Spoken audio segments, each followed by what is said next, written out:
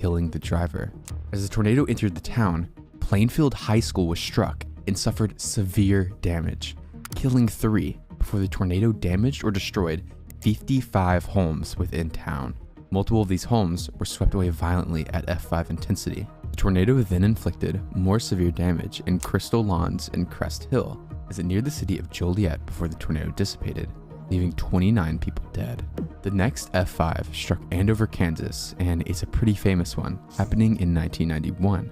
This tornado was one of many tornadoes on this day, but this was by far the most devastating tornado of that outbreak. The tornado quickly formed and inflicted major damage to the McConnell Air Force Base, narrowly missing a line of B-10 bombers, 2 of which were equipped with nuclear warheads. To the east, the sirens in Andover actually failed, forcing police officers to drive around the town and the Golden Spur mobile home park to manually warn residents of the impending danger. 10 minutes later, Andover and the mobile home park was impacted at F5 intensity. 85% of the structures in the mobile home park were obliterated, but fortunately, very few fatalities occurred due to the warnings given manually by the police officers. The tornado exited the city limits and quickly weakened before dissipating near El Dorado. In total, 17 people were killed. But continuing the trend of consecutive F5 tornado years, Chandler, Minnesota would be the next town to be devastated on June 16th. The tornado reached a maximum intensity just as it came over a hill overlooking Chandler before slamming into town. 75 homes were blown down and several structures were swept, whilst vehicles were tossed hundreds of yards. The tornado dissipated after traveling for 35 miles. And depending on how you look at it, it fortunately only killed 1 person in its 35-mile path. It was another 4 years until on July 18th, 1996, a large cone F5 tornado would touch down near Oakfield, Wisconsin. 4 homes were swept away, with rebar supports on one home being bent sideways at a 90-degree angle, which is just incredibly violent. Despite the damage, no deaths are recorded. But this story can't be said for the next tornado. As many of you have heard of it before, as on May 27th, 1997, the residents of Gerald, Texas saw one of the worst tornadoes of all time. Most weren't expecting to see any tornadoes, but as storms moved southwest towards them, a sequence of progressively stronger tornadoes formed. Soon, a thin tornado touched down and slowly meandered towards Double Creek Estates in northwest Gerald. The tornado quickly reorganized into a wide, violent tornado and became pseudo-stationary over the estate at basically a forward motion of 0 miles per hour. The homes there were ravaged by F5 winds for up to 3 minutes, exasperating the destruction. By the time the tornado had moved on, almost nothing remained of the houses. Debris was turned to pulp and virtually disappeared, with only foundation slabs to give any clue that a neighborhood might have been there. In the core of the tornado, the survival rate was 0%, meaning it was unsurvivable unless those in the path took shelter underground, which there wasn't much of in the flat areas of Texas. Overall, 27 people were killed, and what the winds did to the people impacted is best left to the imagination. Following the Gerald tornado, another F5 struck the city of Birmingham, Alabama on April 8, 1998. Although severe damage occurred along its track, the worst F5 damage occurred to the Oak Grove, Rock Creek, and McDonald Chapel areas. The Oak Grove High School, elementary school, and local fire station sustained major damage before the tornado swept away homes in Rock Creek at F5 intensity. Several cars were thrown into a 50-foot deep ravine before the tornado continued on to sweep away more homes in Edgewater and McDonald Chapel. 32 fatalities were caused by this tornado. A lesser-known tornado would occur just over a week later, on April 16, 1998. Although no towns were directly impacted, several homes were swept away in rural areas of Lawrence County, Tennessee, designating this tornado as Tennessee's only F5 ever. A 200-foot section of grass was also scoured, leaving bare soil in its wake. This tornado is actually sometimes referred to as the Forgotten F5, perhaps in part due to the tornado that would occur the following year, where potentially the most powerful tornado ever recorded would strike central Oklahoma. During the evening of May 3rd, 1999, a tornado touched down near Amber before intensifying into an extremely powerful F5 tornado. The community of Bridge Creek Estates was impacted As the tornado reached its maximum intensity, there was a short-range mobile Doppler radar on wheels that was next to it, recording winds inside the tornado, noticing up to 301 mile-per-hour winds. Homes in Bridge Creek virtually vanished as nearby trees had their bark shredded and torn away. Vehicles were sandblasted and compressed into small heaps of scrap metal. Grass was scoured away, exposing red Oklahoma clay underneath, turning the landscape into something akin to the surface of Mars. The tornado then tightened into a violent tube as it impacted an overpass on I-44, causing gruesome injuries to those who falsely assumed the bridge would give them shelter. The tornado briefly weakened as it crossed the Canadian River, before intensifying again as it entered Moore, a suburb of Oklahoma City. Country Place Estates, Greenbrier East Lakes Estates, and Emerald Springs Apartments were all destroyed at or near F5 intensity, obliterating several blocks of homes. The tornado continued across I-35 before continuing north, narrowly avoiding Tinker Air Force Base before it finally dissipated. In all, 36 people were killed by this extreme F5, and this would not be the first time an extreme F5 would hit the exact same area. However, during the early mid-2000s, researchers and engineers worked on an updated version of the F scale, introducing the EF scale. This scale stands for Enhanced Fujita Scale, and it used a more sophisticated catalog of damage types and a more accurate wind scale to help rate tornadoes more accurately. This new scale is considered much more strict than the original F scale, lending even more prestige to the unfathomable power of the tornadoes that would subsequently be rated in EF5. The first EF5 ever to be rated using the new scale touched down after dark on May 4th, 2007. This tornado is also very infamous. It rapidly grew into a massive 1.7 mile wide vortex as it tracked north to northeast. The tornado initially appeared as if it would pass east of the small town of Greensburg, Kansas, but just at the wrong moment, the tornado turned more north and west, causing the town to be enveloped by the EF5. The strange sudden north movement is due to something called a tornado occlusion, where the spinning portion of the storm that produces the tornado gets absorbed into itself. The tornado, wider than the town itself, destroyed 95% of all structures. A tank car containing 14,000 gallons of ammonia was thrown, releasing the toxic substance into the environment. Fire hydrants were ripped from the ground as several well-anchored homes were swept away, with the nearby Greensburg Elementary School and High School also being severely damaged. Despite the vast damage in the time of day the tornado struck, a relatively low death toll of 11 is attributed to this EF5, possibly because Kansas is known for tornadoes. Now, across the border in Canada, the original F scale was still used, and on June 22nd, a tall, thin, but incredibly violent tornado would earn the last F5 rating ever in the world. In Ely, Manitoba, a tornado touched down and made many sharp turns and loops as it moved across fairly rural areas. First, it flipped the trailer of a semi-truck before it impacted the town's flour mill. For some reason, this tornado literally did a circle around the flour mill, but luckily, extreme damage wasn't caused. In fact, the tornado looked pretty weak. The tornado then slowly meandered onto Ellie Street, shrinking in size and increasing its angular momentum. At this exact spot, F5 intensity occurred as it lifted an entire house into the air and shattered it into thousands of pieces. The tornado then turned southwest before dissipating moments later. Luckily, no one was killed by this tornado, but many people didn't believe that it was actually an F5. However, whether it was an F5 or not doesn't change the rating. But this wasn't the same story for the EF5 that occurred on May 25th, 2008, as a large, wedge-shaped tornado began to carve a path towards the town of Parkersburg, Iowa. Just like other tornadoes, cycloidal patterns were created in fields west of the town before the tornado struck. Many homes and a church were swept away in an obvious EF5 manner, as the high school and 2 banks were also destroyed. At one home, a basement wall was pushed over, and the basement floor was cracked.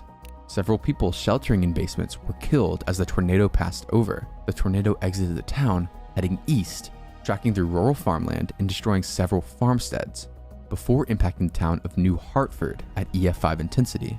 One home had its basement's contents sucked out, simultaneously killing the owner. The tornado then moved back into rural areas where it weakened and dissipated.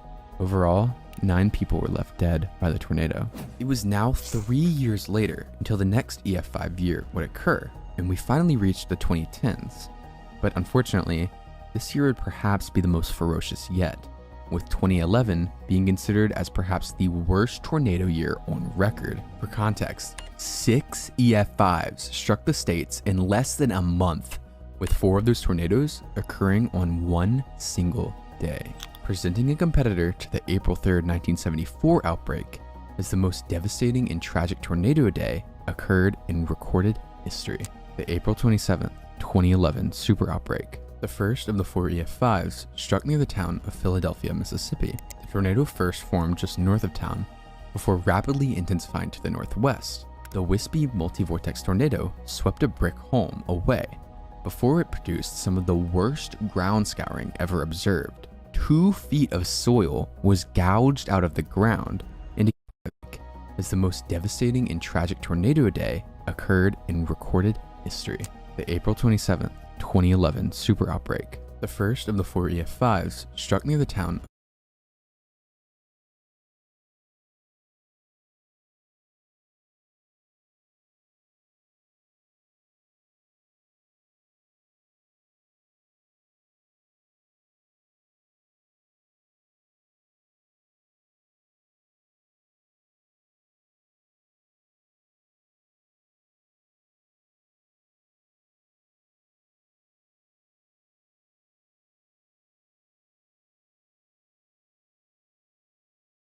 Philadelphia, Mississippi. The tornado first formed just north of town before rapidly intensifying to the northwest. The wispy multi-vortex tornado swept a brick home away before it produced some of the worst ground scouring ever observed. 2 feet of soil was gouged out of the ground, indicating extremely low pressure and EF5 winds near the surface.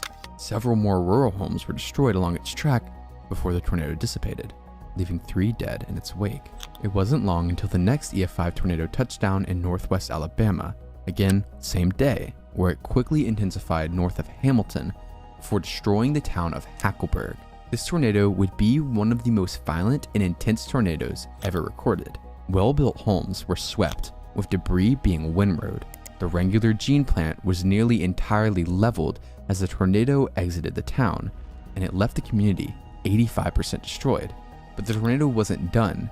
The tornado now headed squarely into the south portion of the town of Phil Campbell. Several more well-built homes were swept away, and 25 feet of pavement was stripped from a road. The tornado continued northeast, inflicting more EF5 damage to several more rural communities before crossing the Tennessee River. The Browns Ferry nuclear power plant narrowly avoided severe damage as the tornado moved towards the communities of Tanner, Harvest, and Tony. Near EF5 damage was inflicted to several large homes before the tornado finally began to weaken and dissipate. Because of the intensity and extremely long track, the tornado left 72 people dead across several different towns. While this EF5 was ongoing, another storm just to the west produced a tornado that touched down just west of the town of Smithville, Mississippi. And again, one of the worst tornadoes ever recorded occurred. Within seconds of touching down, the tornado had likely already gained EF5 intensity. At least a foot of soil was stripped from a field as it entered the town. An SUV was lofted over 1,300 yards, impacting the town's water tower as modern, well-constructed homes disappeared. Debris was pulverized into powder, and trees were turned to mulch as the tornado raced northeast at 60 miles per hour. The damage in Smithville is considered among some of the worst ever documented. Vast swaths of trees were blown down east of town before the tornado weakened as it crossed the Mississippi-Alabama border. However, the tornado then re-intensified, destroying more homes before weakening for a final time and dissipating. The Smithville tornado had killed 23 by the time it dissipated. The final EF5 of the outbreak touched down southwest of Rainsville, Alabama. This tornado was super weird, and it moved quickly into Rainsville, inflicting severe damage to many of the town's homes. It also caused extreme windrowing as homes were leveled. Half a mile northeast of town, EF5 damage was inflicted to a home, with parts of the driveway being ripped away, whilst an 800-pound safe was thrown 200 yards. Parts of a storm shelter were ripped away as it was slightly heaved up out of the ground. This actually exposed the people sheltering inside to flying debris. Violent damage continued to be inflicted to trees in rural neighborhoods as the tornado moved near Sylvania and Hinagar, but soon the tornado weakened and dissipated. Although the April 27th outbreak had concluded, this year had not finished its onslaught of EF5s, as on May 22, 2011, Joplin, Missouri experienced the worst damaging tornado in recorded history, as a mile-wide tornado carved a path of utter destruction through the center of the town. This tornado event would be one of the most known tornado events of all time. The tornado touched down just west of Joplin, and in just 9 seconds, it instantly became a wedge tornado, gaining strength quickly as it entered the western suburbs. News stations at the time had no idea that a tornado was going until it was already causing EF5 damage to several homes and businesses. And the worst damage occurred in a swath near the St. John's Hospital. Nearly all the hospital's windows were blown out as debris wounded many patients. Combined with the loss of power, this ultimately resulted in 5 fatalities. A helicopter on the roof of the hospital was thrown hundreds of feet to the floor, where it was destroyed as nearby parking curbs were shifted. Thousands of homes continued to be destroyed in a violent manner, with the tornado peaking in intensity near the Joplin High School. Here, schools and several homes were impacted at EF5 strength. Many businesses on 20th Street, a main street of the city, were blown down at EF5 intensity as well before the tornado swerved southeast, finally exiting Joplin. The tornado had killed 158 people, making it the deadliest tornado in the USA since 1947. The tornado also inflicted $2.8 billion in damage, making it the costliest tornado in recorded history. This catastrophic year finally was able to end, but not without one more EF5 near Piedmont, Oklahoma. The tornado initially touched down southwest of El Reno, where it rapidly intensified as it crossed I-40. Calumet Industries was struck head-on, where the industrial plant, along with the accompanying heavy machinery, was horrifically mangled and set alight. A nearby shelter was cracked in two as the tornado then impacted a Cactus oil rig. The anchored rig, weighing 2 million pounds, was rolled over by the EF5 winds, as the tornado created enormous cycloidal marks in the nearby wheat fields. The tornado continued to the northeast and impacted several more communities, including Piedmont, at near EF5 intensity. This continued until the tornado thankfully weakened and dissipated near Guthrie, having killed 9 people. The fact this tornado was able to loft a 2 million pound oil rig makes it one of the most intense tornado damages ever recorded. Unfortunately, the next one is even worse. The May 20th, 2013 Moore EF5 is the most recent EF5 as of this video's creation. This tornado nearly decimated the same track as the 1999 Moore F5, as it impacted the southern Oklahoma City suburb. Briarwood Elementary School was hit and destroyed at what was thought to be EF5 intensity, but they looked into it more and decided to downgrade it to EF4. By some incredible miracle, all teachers and students at Briarwood survived, but this couldn't be the same for further down. The tornado continued through large swaths of residential blocks, and they were leveled at EF5 intensity. Then the tornado did its most tragic thing yet, as it impacted the school of Plaza Towers Elementary. 7 children, mostly kindergarteners, were pinned underneath the rubble and were either drowned or suffocated to death and died. After it moved over this tragic area, the tornado briefly made a looping track, sweeping away more homes at EF5 strength before impacting the Moore Medical Center. The tornado then moved due east, leveling and sweeping several more homes, until the tornado finally exited Moore, weakened and dissipated near Lake Draper. This would be the last F5 or EF5 to ever impact the United States. While many people think more have occurred, it's impossible to tell for certain. What we do know is that all of these EF5s and F5s cause significant damage to people and their livelihoods, and it's a good thing that one hasn't happened since.